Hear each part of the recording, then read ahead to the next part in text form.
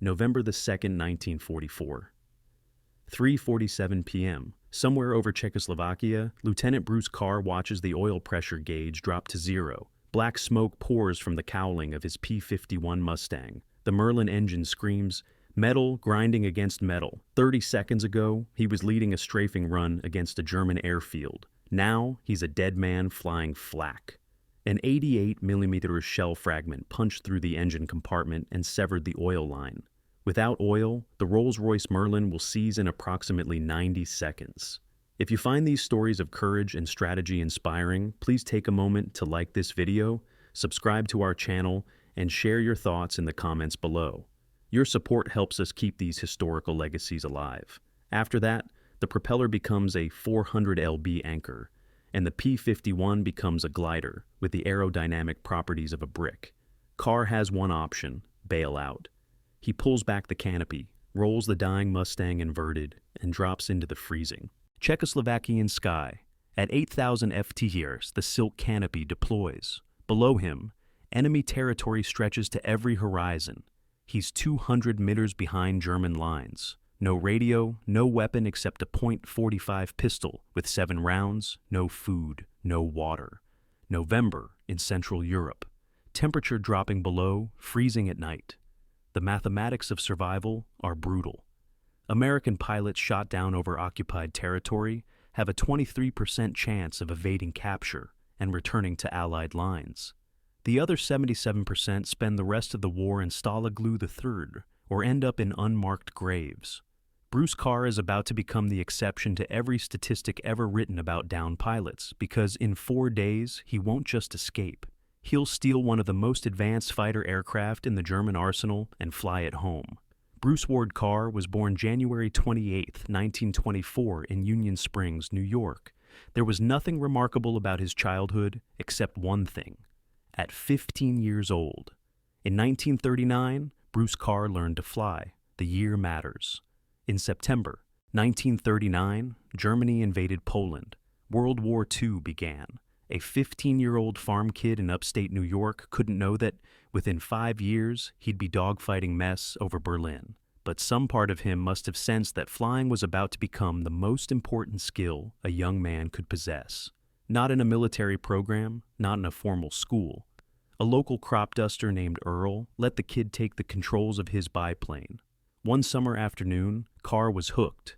By the time he turned 16, he had more stick time than most Army Air Corps cadets. September 3, 1942. Carr enlists in the United States Army Air Forces. He's 18 years old. At the Aviation Cadet Training Program, his instructor turns out to be the same man who taught him to fly 3 years earlier. Earl had joined up too. He takes one look at Carr's application, sees the 240 flight hours already logged, and recommends him for the accelerated program.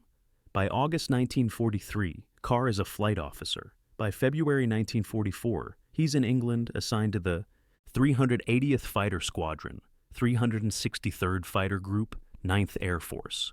His first assignment, fly the P-51 Mustang. The P-51 is the finest propeller-driven fighter aircraft ever built. The numbers tell the story. Range 3652 Mi with drop tanks, enough to escort bombers from England to Berlin and back. Top speed 437 upc at $25,000 FT. Service ceiling 41,900 FT. Armament 635 caliber M2 Browning machine guns with 1,080 rounds total. Enough firepower to shred a German bomber in a 2-con burst. Before the P-51D arrived in numbers, American daylight bombing raids suffered catastrophic losses. The 8th Air Force lost 60 bombers in a single mission over Schweinfurt in October 1943. Without fighter escort, the B-7s and B-24s were sitting ducks for Luftwaffe interceptors. The Mustang changed everything. For the first time, American fighters could accompany bombers all the way to the target and back. German pilots called them the long-nosed bastards. The Luftwaffe began hemorrhaging experienced pilots faster. Then training schools could replace them. Kara falls in love with the aircraft instantly. The cockpit fits him like a glove. The controls are responsive, the visibility excellent, the power intoxicating. He names his plane Angel's Playmate. He has no idea that in 8 months he'll be sitting in a very different cockpit, one with German labels and a swastika on the tail. On March 8, 1944, Flight Officer Carr scores his first combat engagement. He spots a Messerschmitt Bf 109 over Germany and gives chase. The German pilot tries to escape by diving for the deck. Flying just above the treetops, Carr follows. The chase covers 40 mm at speeds exceeding 400 mph, both aircraft barely clearing the German forests. Carr fires. His rounds miss. He fires again. One bullet clips the 109's left wing. The German pilot panics. He pulls up, ejects, but he's too low. The parachute doesn't fully deploy. The pilot hits the ground at 60 Mjorf. The 109 crashes into a hillside. Carr returns to base expecting congratulations. Instead, his commanding officer calls him into the office. Carr, that was the most over-aggressive flying I've ever witnessed. You nearly killed yourself chasing that German into the trees. You're being transferred. The kill doesn't count. Technically, Carr didn't shoot the plane down. The pilot killed himself, trying to escape. It's the first indication that Bruce Carr doesn't think like other pilots. Where others see recklessness, he sees opportunity. Where others see limits, he sees suggestions. May 1944, Carr transfers to the 353rd Fighter Squadron, 354th Fighter Group, the Pioneer Mustang Group, the 1st Army Air Forces unit in Europe to fly P-51s in combat. These are the best Mustang pilots in the war. Carr fits right in. June 17, 1944, 11 days after D-Day, Carr scores his first official kill, sharing credit for an F-90 destroyed over Normandy. 2 months later, he makes second lieutenant. September 12, 1944, Carr's flight strafes a German airfield, destroying several Junkers J-88 bombers on the ground. On the return flight, they spot 30 F-90's 2,000 FT below them. Carr doesn't hesitate. He dives. In the next 3 minutes, he shoots down 3 German fighters. When his wingman takes damage, Carr escorts him all the way back to friendly territory, forgoing any additional kills to protect his fellow pilot, the Silver Star. Second highest combat decoration for valor. October 29, 1944. Carr downs 2 Bf 109s over Germany. Total confirmed kills, 7.5. He's officially an ace. 4 days later, his luck runs out. November 2, 1944. Carr hits the frozen Czechoslovakian ground hard. The parachute landing isn't gentle. His ankle twists on impact. Not broken, but badly sprained. He gathers the silk canopy and buries it under leaves. The Germans will search for him. They always search. He has maybe 20 minutes before patrols arrive. Carr knows the airfield he was strafing is approximately 5 mi north. He knows the Germans will expect him to move south or west, toward Allied lines. He knows his survival depends on doing something unexpected. He heads north toward the enemy. The logic is counterintuitive but sound. The Germans will search outward from his landing site, assuming he's running away. They won't expect him to move closer to their base. And if he's going to survive, he needs supplies, food, water, maybe a weapon. The airfield has all 3. Day 1. Carr moves through the forest, staying off roads, traveling at night. His flight suit provides minimal warmth. His ankle throbs with every step. He hasn't eaten in 18 hours. Day 2. He finds a stream and drinks. The water is cold enough to numb his throat. He spots a German patrol 200 wide away and lies motionless in a ditch for 2 hours while they pass. Day 3. The hunger becomes impossible to ignore.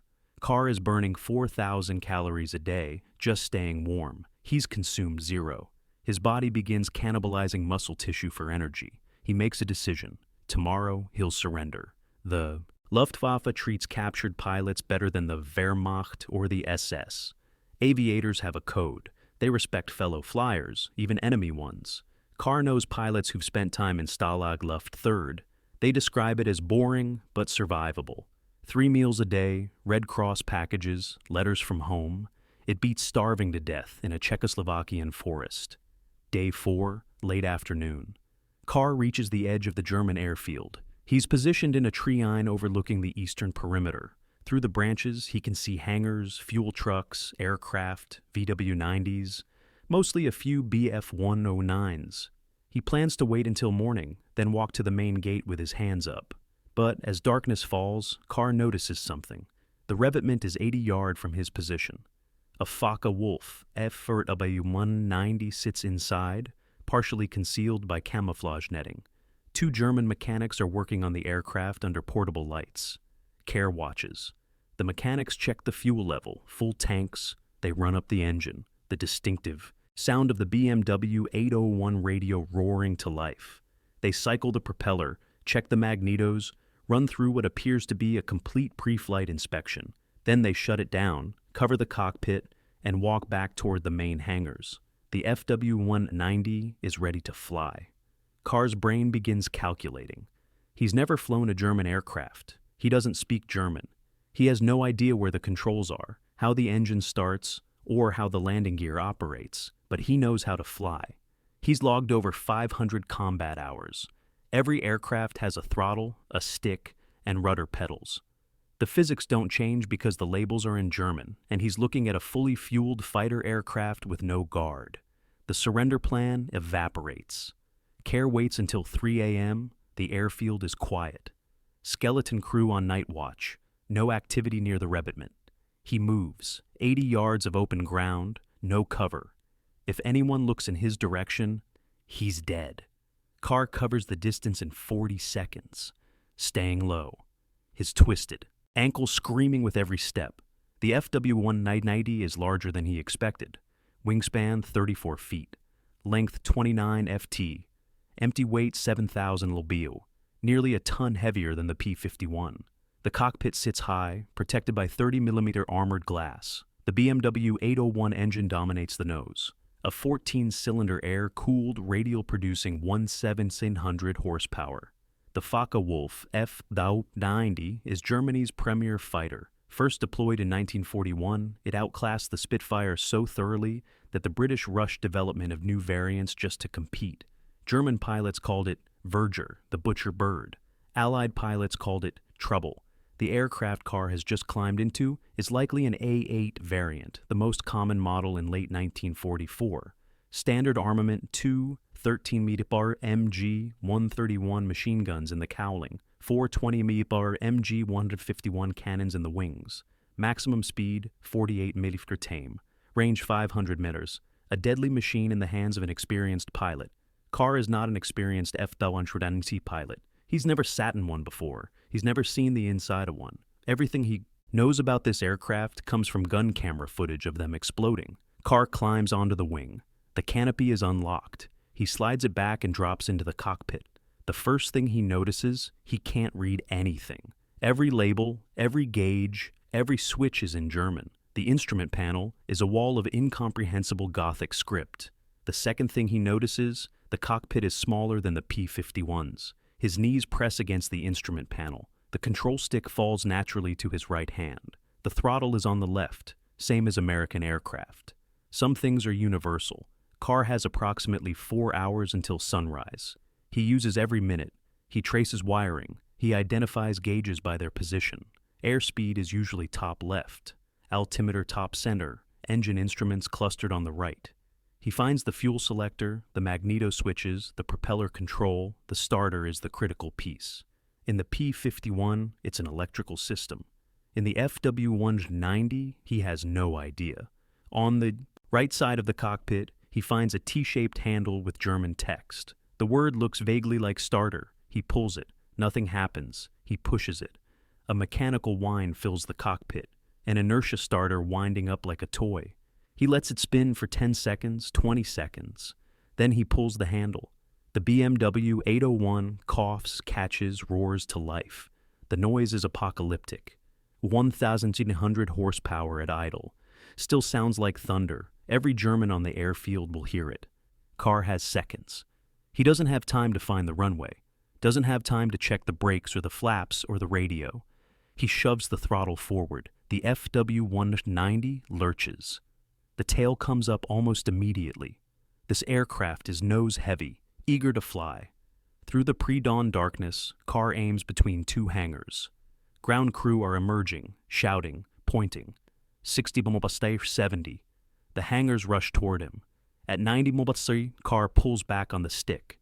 The F-190 leaps into the air, clearing the hangar roofs by what feels like inches. He's airborne in a stolen German fighter, 200 meters behind enemy lines. Now comes the hard part. The F-190's cockpit is a nightmare of unfamiliar systems. But Carr solves problems one at a time. Landing gear. He finds a lever on the left console, pulls it, a satisfying thunk. The gear retracts, the aircraft accelerates. Compass. He identifies the gyro compass, orients himself west-southwest toward France, toward Allied lines. Altitude. He climbs to 500 FT, then thinks better of it. At altitude, he's visible to German radar, to German fighters, to German anti-aircraft batteries tracking everything that moves. He drops to treetop level, 50 FT above the ground, 280 Mistol. The Czechoslovakian forest becomes a green blur beneath his wings. This is insane flying. One mistake, one moment of inattention, and he'll cartwheel through the trees at 300 mil first. But at treetop level, he's invisible to radar. He's too low for flak. He's too fast for ground troops to target. The fuel gauge shows full tanks. The FW-190 has a range of approximately 500 meters. France is 200 meters away. He has margin for error. For 45 minutes, Carr flies west. The sun rises behind him. The terrain changes from forest to farmland to the scarred battlefields of eastern France. He crosses the front lines, and that's when his problems really begin. Allied anti-aircraft gunners see what they expect to see. A German FW-190 flying at low altitude toward Allied positions. They open fire. 50 caliber tracers arc toward Carr from every direction. He's taking fire from his own side. He has no radio to announce himself, no way to signal that he's friendly. The F-190 still carries German markings. The black crosses on the wings, the swastika on the tail. Carr does the only thing he can, fly lower and faster. He drops to 20 of Verstoßsters, hedge hopping. The propeller wash kicks up dust from the roads below. French civilians dive into ditches as he screams overhead. American soldiers fire rifles at him. Every gun in France is shooting at Bruce Carr. He later estimates that every Dardy or 5 caliber machine gun in existence took shots at him during that 30-mile sprint to his home base. The FW-190 takes hits. He can hear the impacts, feel the shudders, but the German engineering holds. The aircraft keeps flying ahead. He recognizes the airfield. A-66 or Conte, France, home of the 354th Fighter Group. He lines up for approach. No time for pattern work. No time for radio calls. The anti-aircraft batteries are already tracking him. That's when he discovers the final problem. The landing gear won't come down. Carr pulls the lever. Nothing. He pumps it. Nothing. He looks for a backup system, an emergency release, anything. The FW-190's landing gear operates on hydraulic pressure. There's a selector valve that directs pressure either to retraction or extension. Carr doesn't know this. He doesn't know which lever controls the valve. He doesn't know that he's been pulling the wrong handle for the last 5 minutes. Below him, the 354th's anti-aircraft. Crews are loading their 40mm B-4's guns. A German fighter is circling their field. They're preparing to blow him out of the sky. Carr makes a decision. He's going to belly land. He lines up with the grass beside the main runway, lowers the flaps that lever, at least he figured out, and cuts the throttle. The FW-190 sinks 100 FT, 50 FT, 20 FT. The aircraft hits the grass at 90 mm/h, slides for 300 YD, throws up a rooster tail of mud and debris, and grinds to a stop. Carr is alive. Within seconds, the FW-190 is surrounded. Military police, rifles raised, screaming at the pilot to get out of the cockpit. They're expecting a German. They're expecting a prisoner. The canopy slides back. A mud-splattered American in a torn flight suit climbs onto the wing. I'm Captain Carr of this godam squadron. Nobody believes him. He's been missing for 4 days. He's supposed to be dead or captured, and he just belly-landed a German fighter on their airfield. The MPs keep their rifles trained on him until a staff car arrives. Colonel George Bickle, commanding officer of the 354th Fighter Group, steps out and looks at the scene. The destroyed FW-190, the mud-covered pilot, the bewildered military police car. Bickle says, "Where in the hell have you been, and what have you been doing now?" The story spreads through the Army Air Forces like wildfire. The pilot who stole a German plane, the only American in the European theater to take off in a P-51 and return in an FW-190. But Carr's war isn't over. 5 months later, April 2, 1945, near Schweinfurt, Germany, First Lieutenant Carr is leading a flight of 4 P-51s on a reconnaissance mission. They're at 15,000 FT when Carr spots movement above them. German fighters, more than he can count. A massive formation stacked from 18,000 to 25,000 FTK, does a quick estimate. 60 aircraft, maybe more. Bf-109s and F-190s mixed. The largest concentration of German fighters he's ever seen. He has 4 P-51s. The German formation is massive. Bf-109 G-10s and FW-90 D-9s, the latest variants of both aircraft. Fresh pilots. Relatively speaking, the Luftwaffe has been running out of experienced aviators since early 1944, but 60 aircraft is 60 aircraft. Standard tactics dictate immediate evasion. 4 against 60 is suicide. The Germans have altitude advantage, numerical advantage, and positional advantage. Every manual ever written says, disengage and report. Let the bomber escort squadrons know what's coming. Get out alive. Bruce Carr has never been particularly interested in what the manuals say. He keys his radio. Engaging. His wingmen don't hesitate. They've flown with Carr before. They know what he's capable of. They know that when Carr says engaging, he means it. The 4 Mustangs climb into the German formation. What happens next is one of the most remarkable air battles of World War II. The Germans don't expect an attack. They're flying in a loose defensive formation, conserving fuel, probably heading to intercept a bomber stream. 4 American fighters climbing directly into their midst. Makes no tactical sense. K uses the confusion. He slips into the back of the formation, positions himself behind a Bf-109, and fires. The German pilot never sees him. The 109 explodes. Carr shifts to another target, an FW-190. 3 seconds of .5T caliber fire. The Focke-Wulf rolls inverted and plummets toward the earth. The German formation begins to scatter. They don't know how many Americans are attacking. They don't know where the fire is coming from. Carr moves through them like a wolf through sheep, picking targets, firing, moving. 3rd kill, 4th kill, 5th kill. In the space of 3 minutes, First Lieutenant Bruce Carr shoots down 5 German aircraft. His wingmen account for 10 more, 4 American pilots. 15 German aircraft destroyed, 0 American losses. When the ammunition runs out, Carr leads his flight home. The surviving Germans, 45 of them, scatter across the German countryside. April 9th, 1945. Bruce Carr is promoted to captain. The Distinguished Service Cross, second only to the Medal of Honor, is awarded for his actions on April 2nd.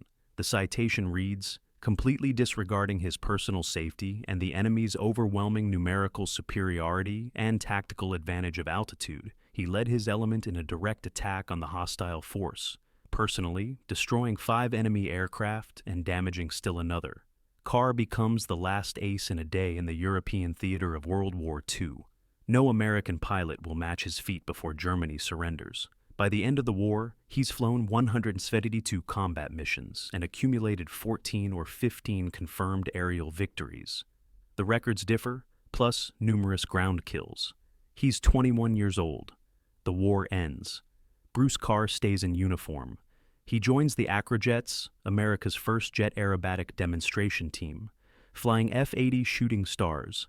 Then Korea, where he flies 57 combat missions in F-86 Sabres with the 336th Fighter Interceptor Squadron. He commands the 336th from 1955 to 1956, Colonel's Eagles on his shoulders. The kid from Union Springs, New York, running a fighter squadron. Then Vietnam. Colonel Carr, now 44 years old, flies 286 combat missions in F-100 Super Sabres, close air support, bombing runs, straying missions, the same work he did 24 years earlier in a different war, in a different aircraft. 3 wars, 3 aircraft generations, 505 team combat missions total. He retires in 1973. April 25th, 1998, St. Cloud, Florida.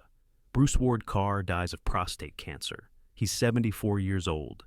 They bury him in Arlington National Cemetery, Section 64, grave 6922, among the heroes of every American war since the Revolution, within sight of the tomb of the unknown soldier across the river from the Lincoln Memorial. The headstone lists his rank: Colonel, United States Air Force. It lists his decorations: Distinguished Service Cross, Silver Star, Legion of Merit, Distinguished Flying Cross with clusters, Air Medal with clusters, Purple Heart. It lists his wars: World War II, Korea, Vietnam. It doesn't mention the Focke-Wulf. It doesn't mention the 4 days in the Czechoslovakian forest. It doesn't mention the belly landing with no gear, the MPs pointing rifles at his face, the commanding officer asking, "Where the hell have you been?" Some stories don't fit on headstones. There are 2 ways to tell the story of Bruce Carr. The first is the legend: the downed pilot who stole a German fighter from an active airfield, figured out the controls by trial and error, and flew 200 miles back to Allied territory while every gun in Europe shot at him.